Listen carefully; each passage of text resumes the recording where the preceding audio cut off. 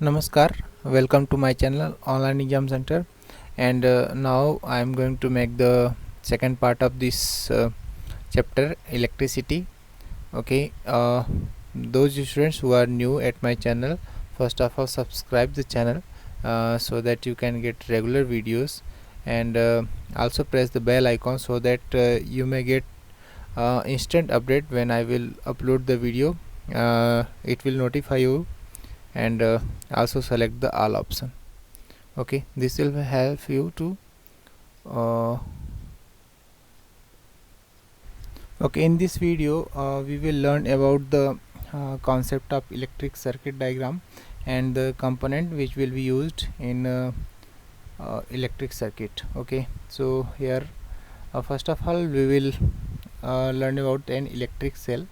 What is electric cell? This is an active component which is used to provide potential difference and also to provide active power supply. This is the main source which provides potential difference to any electrical circuit, and this also is the main thing which provides the power to the circuit. Okay, in higher classes you will learn something more sources, but now when you are in 10th class, this is the ultimate source which will provide the power in an electric circuit. Okay, this is a cell, this is just single unit. Okay, this is just single unit. Now this is second, a battery. Battery is combination of cells. Battery is combination of cells.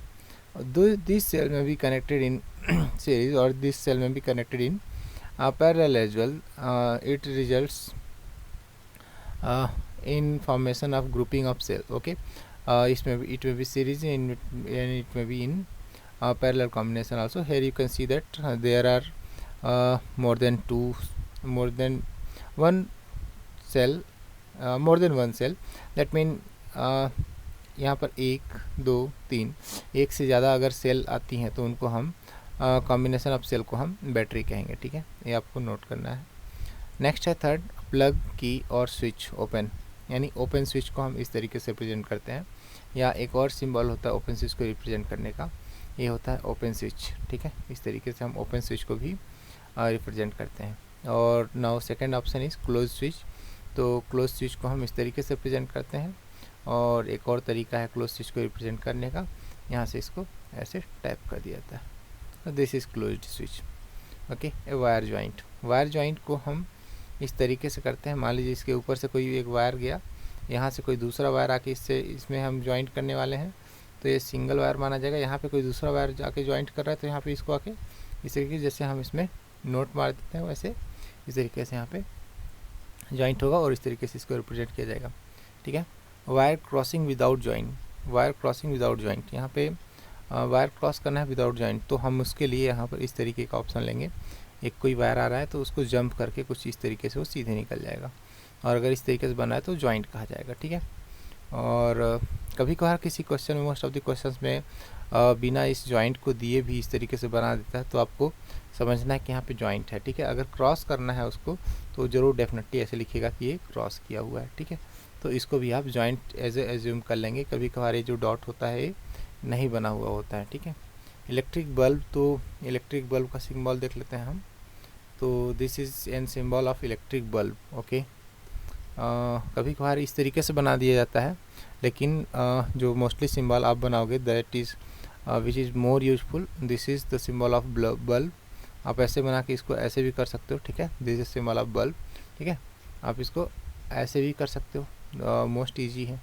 ये bulb का symbol होगा, आप ऐसे भी बना सकते हो, but this is bulb and this is also the diagram of bulb. Okay, अब आते हैं रजिस्टर पे. रजिस्टर का मतलब अभी आप शायद नहीं जानते होंगे. रजिस्टर का मतलब होता है वो जो चीज़, यानी that component of electric circuit which offer resistance, that mean that opposes the flow of current. तो ये करंट को फ्लो होने में अपोज करता है. तो अब इसका एग्जांपल हम बता दें कि कई सारी चीज़ें होती हैं, जैसे बल्ब खुद एक रेजिस्टेंस है. आपके घर में जितने भी होम अप्लायंसेस आप यूज करते हैं, they are the example of resistance. Okay, now question number 9, point number 9, variable resistance. तो आप अपने फिजिक्स के लैब में देख सकते हैं, एक डिवाइस होता है वेरिएबल रेजिस्टेंस, जिसकी रेजिस्टेंस को आप वेरी कर सकते हो। तो इसको दो तरीके से रिप्रेजेंट करते हैं। एक रेजिस्टेंस को हमने इस तरीके से क्रॉस कर दिया, that mean we can vary it, and this one is also here we are selecting the value of resistance by just placing this arrow over the resistance, ठीक है। तो कभी कभार आपने देखा होगा कि इस तरीके का कोई इंस्ट्रूमेंट रहता है जिसके ऊपर कई सारे पतले पतले वायर बाउंड रहते हैं, ठीक है। That works like the register and this is connected in this वे। यहाँ से जॉइंट होता है एक सर्किट से, और यहाँ पे एक स्लाइडर होता है। वो स्लाइडर आप जितना भी स्लाइड करोगे तो उतना ही रेजिस्टेंस कनेक्ट होगा। जैसे अगर स्लाइडर यहाँ पे है फिलहाल, तो इस कंडीशन में जो रेजिस्टेंस होगा इस सर्किट में, वो यहाँ से लेके इस स्लाइडर के बाद से जितना तार होगा, वायर होगा, उस वायर से कनेक्ट होकर यहाँ से यहाँ तक, यानी इफेक्टिव रेजिस्टेंस का रिएस्टेट का इतना ही काम करेगा। और ये जो बाकी वाला जो पोर्सन बचा हुआ है, यानी अगर हम बात करें इस पोर्सन की, तो ये वाला जो पोर्सन है ये किसी काम का नहीं रहेगा, ठीक है।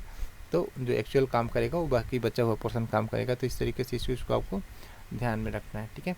और नेक्स्ट है एमीटर। आपको एमीटर बता दिया गया था कि we write ammeter in this way, and यहाँ पे प्लस, यहाँ पे माइनस, ठीक है।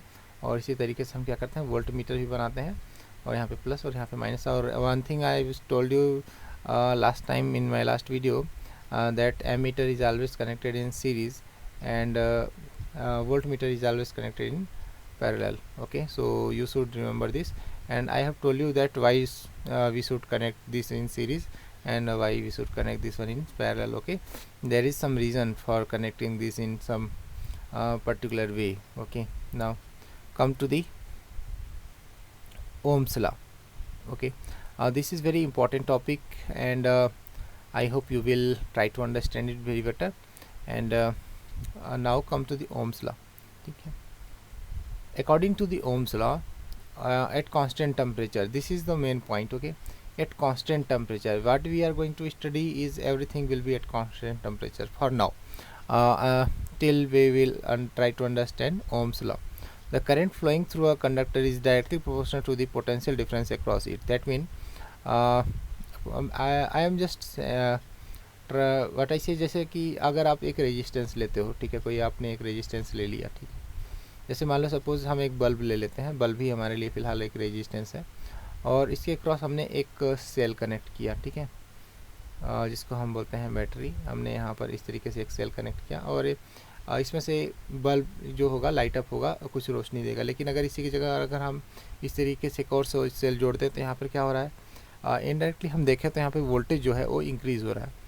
और अगर वोल्टेज इंक्रीज हो रहा है तो यहाँ से इससे जो फ्लो होने वाली करंट है वो भी यहाँ पे इंक्रीज होगी for the same value of resistance. तो करंट इंक्रीज होगी तो ये भी यहाँ पे चाहे क्या होगा, बल्ब ज़्यादा ग्लो करने लगेगा। तो इस कनेक्शन में हम कह सकते हैं कि जो करंट है, यानी जो आई है, वो डिपेंड कर रही है वी पे, ठीक है। और इसको वैसे वर्षा भी ये कहें कि जो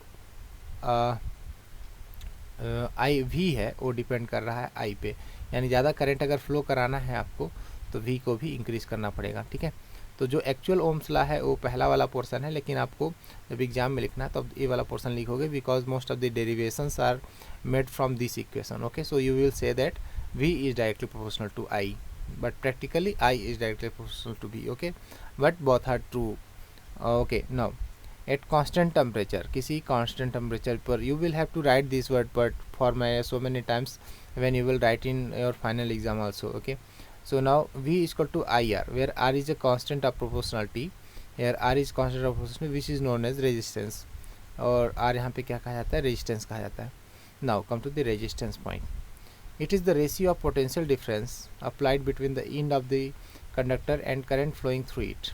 That mean ये ratio है potential difference का, और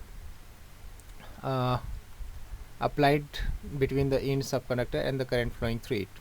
यानी मैं आपको बताऊं कि जैसे कि आपने एक रजिस्टर लिया था, सपोज़ रजिस्टर का हम सिंबल बनाते हैं, इस रजिस्टर के क्रॉस जब आपने एक कोई बैटरी लगाया तो बैटरी क्या करता है, that provides actually potential difference. This is on plus side, this is on minus side.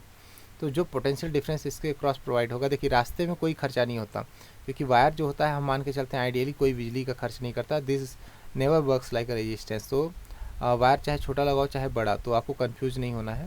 और जितना पोटेंशियल डिफरेंस यहाँ पे है और पैरेलल कनेक्शन है तो यहाँ भी उतना ही पोटेंशियल डिफरेंस होगा, ठीक है। अगर यहाँ पे VA है तो यहाँ भी VA होगा, और यहाँ पे VB है तो यहाँ पे भी VB भी होगा, ठीक है। तो जो पोटेंशियल डिफरेंस यहाँ पे बैटरी में है वही पोटेंशियल डिफरेंस ऊपर भी होगा, तो इस बात को आपको ध्यान में रखना है, ठीक है। तो जो हम यहाँ पे निकालते हैं, जो करंट फ्लो होती है वो होती है पोटेंशियल डिफरेंस की वजह से। अगर इसके में पोटेंशियल में और इसके पोटेंशियल में कोई डिफरेंस ना हो तो यहाँ से करंट फ्लो होगी ही नहीं, क्योंकि करंट फ्लो होने के लिए पोटेंशियल का डिफरेंस होना ज़रूरी है। मान लीजिए सपोज़ कि एक कोई टंकी यहाँ पे रखी हुई है और इसमें पानी उतना ही भरा है जितना बगल वाली टंकी में पानी भरा है। अगर हम इसको पाइप से कनेक्ट कर भी देते हैं तो ना तो इसका पानी इसमें जाएगा ना तो इसका पानी इसमें जाएगा, because they are already in equilibrium condition. But अगर मैं एक काम करूँ, इस टंकी को मैं नीचे ले आऊँ, ठीक है, अगर इस टंकी को मैं यहाँ से हटा के कहीं नीचे ले आऊँ तो उस कंडीशन में जो पानी होगा वो फटाक से जो ऊपर वाली टंकी का जो पानी है वो पूरा इसमें आना चालू हो जाएगा। क्यों? क्योंकि ये तब हायर पोटेंशियल पे हो जाएगी और ये लोअर पोटेंशियल पे हो जाएगी, तो उस कंडीशन में पानी जो होगा higher potential to lower potential में फ्लो करने लगेगा। तो to make flow of current through anything, you need potential difference, and that is provided by battery. But if you are not having any potential difference between these 2 points, that is V and VB, then no current will flow. Okay, so you must remember that to make the flow of current, there is compulsion of difference in potential between those 2 points. Okay, so now the ratio of potential difference applied between the ends of conductor and the current flowing through it, the unit of resistance is ohm. यहाँ पे हम देखते हैं कि simple सी भाषा में मैं आपको समझाऊँ कि जो I है that will be proportional to V, ठीक है, एंड इसी को हम लिखते हैं V is directly proportional to I, and when we remove this proportionality then we get a constant, that is V is equal to R into I, and this R is called resistance. Okay, this R is called resistance, and this is given by R is equal to V by I, that mean potential difference और current जो flow हो रही है उसका ratio you can see here, this is the ratio of potential difference and the current flowing through this circuit, and this particular value resistance is always constant for a given temperature and for a given material, ठीक है। ये जो value are की है वो same रहती है। अब इसमें जितना आप पोटेंशियल डिफरेंस बढ़ाओगे उतना ही करंट भी इसमें इंक्रीज होगी। रेजिस्टेंस जो होता है वो हमेशा कांस्टेंट रहता है। तो रेजिस्टेंस जो होती है, this is the property of material. Okay, this is the property of material, and this depend on some other things also, like shape, size and structure. And now come to the more detail about resistor. यहाँ पर हम resistance के बारे में हम ज़्यादा पढ़ेंगे। Resistance जो होती है, दिस इज़ प्रॉपर्टी किसकी property? This is the property of resistor, ठीक है, रेजिस्टर, ठीक है। यहाँ पे आप जब स्पेलिंग लिखें तो यहाँ पे रजिस्टर नहीं लिखना है, ठीक है। वो जो रजिस्टर होता है वो मेमोरी होती है, ये रजिस्टर होता है। रेजिस्ट मतलब विरोध करना, प्रतिरोध, किसी चीज़ का अपोज करना, ठीक है। नाउ 1 ओम की डेफिनेशन अगर आपको लिखनी हुई तो कैसे लिखेंगे आप 1 ओम को? तो पहले इस तरीके से आप फार्मूला डिराइव करेंगे, और आपको याद किससे करना है? मैंने पहले वीडियो में बताया था आपको 1 लाइनर इक्वेशन के फार्मूला याद करें, V = IR। आपको याद बस यही करना है, इसके अलावा और कोई याद नहीं करना। अगर नहीं तो आप फिर कंफ्यूज होने लगेंगे अगर आप 2-3 फार्मूले याद किए तो। यहाँ से अगर R डिफाइन करना है तो आप इसको R को लिखेंगे V/I, तो यहाँ पे बन जाएगा V/I, और इसी को बोलेंगे V को मतलब 1 वोल्ट और I को लिखेंगे 1 एम्पियर। तो जब किसी रेजिस्टेंस के अक्रॉस अगर 1 वोल्ट का पोटेंशियल डिफरेंस लगाएं और उससे अगर 1 एम्पियर का करंट फ्लो हो तो उस रेजिस्टेंस का जो वैल्यू होगा वो 1 ओम होगा। इस तरीके से हम इसको डिफाइन करते हैं। अच्छा, इसकी जो यूनिट होती है ओम होती है, ठीक है। ओम को हम रिप्रेजेंट करते हैं इस तरीके से, ठीक है, this is the representation of ohm, और इसको कभी कभार OHM भी लिखा जाता है, ठीक है। ये चीज़ आपको याद करनी है, समझ के रखनी है। Now if the resistance is double the current gate half, अगर हम रेजिस्टेंस को डबल कर देते हैं तो करंट की वैल्यू हाफ हो जाती है, ठीक है। किसी एक पर्टिकुलर वोल्टेज में, वोल्टेज तो सेम होना है, जैसे V = IR। यहाँ पे अगर R की वैल्यू डबल कर देते हैं हम, दैट इज़ 2R कर देते हैं, तो यहाँ पर I की वैल्यू हाफ हो जाएगी, क्योंकि बैटरी तो उतनी ही लगनी है, ठीक है।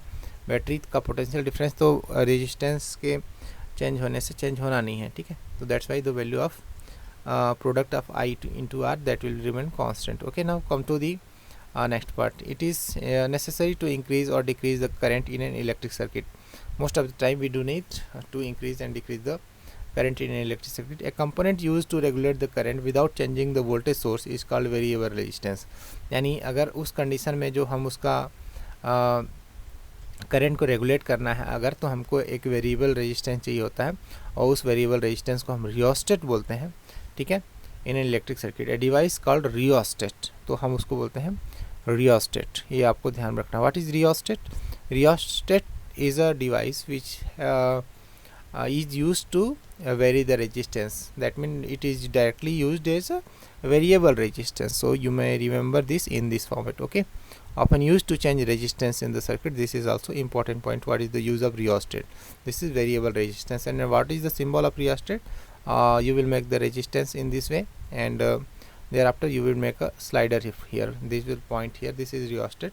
And another way to represent the rheostat is to just make a cross line that will pass through it, and this will show the rheostat. Okay, this is bidirectional device. इसको आप connect कर सकते हो यहाँ से भी इधर भी, इसमें प्लस माइनस का कोई बाउंडेशन नहीं होता, कभी किधर भी प्लस या किधर भी माइनस रख सकते हो। So it is bidirectional device. Okay, factors on with the resistance of conductor depend, किस फैक्टर पे जो रेजिस्टेंस होते हैं वो डिपेंड होते हैं।